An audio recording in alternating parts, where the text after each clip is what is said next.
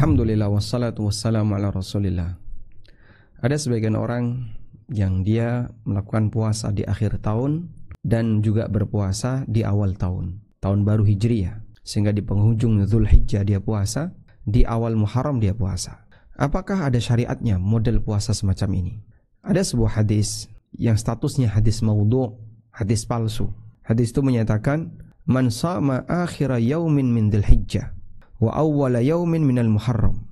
Barang siapa yang berpuasa di hari Dzulhijjah terakhir dan di hari Muharram yang pertama, tanggal 29 atau tanggal 30 Dzulhijjah dan tanggal 1 Muharram, khatama as-sanatal madiyah wa iftataha as-sanatal mustaqbalah bisaumin. Sehingga dia mengakhiri tahun sebelumnya dengan puasa dan mengawali tahun selanjutnya dengan puasa. Ja'alallahu lahu kafarata khamsina sanatan. Maka Allah akan jadikan untuknya kafarah 50 tahun. Baik, namun perlu diingat bahwasanya hadis ini adalah hadis makdzub, hadis dusta, hadis maudhu', hadis palsu.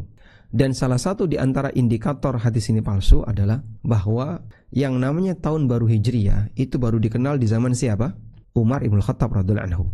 Sehingga di zaman Nabi SAW tidak ada istilah urutan bulan. Bulan pertama Muharram, bulan kedua Safar, dan seterusnya. Bulan Dzulhijjah, bulan yang ke-12. Tidak ada urutan seperti itu.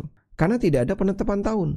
Sehingga di zaman Nabi SAW, tahun itu bergulir ya sesuai dengan peristiwa. Tapi tidak ada bulan pertama, tidak ada bulan kedua.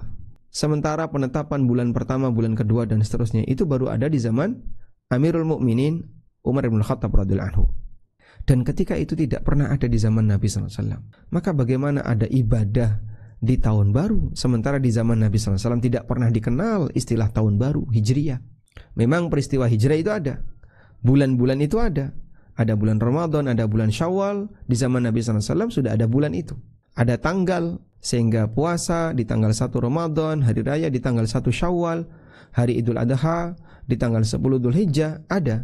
Tapi untuk tahun barunya enggak ada, sehingga angka tahun belum ada, kemudian urutan bulan juga belum ada. Maka dari sinilah kalau sampai ada orang yang mengatakan dianjurkan untuk sholat tertentu di malam tanggal 1 atau puasa tertentu di tanggal 1 dan seterusnya, ini jelas hal yang salah karena Nabi SAW tidak pernah ngajarin semacam itu.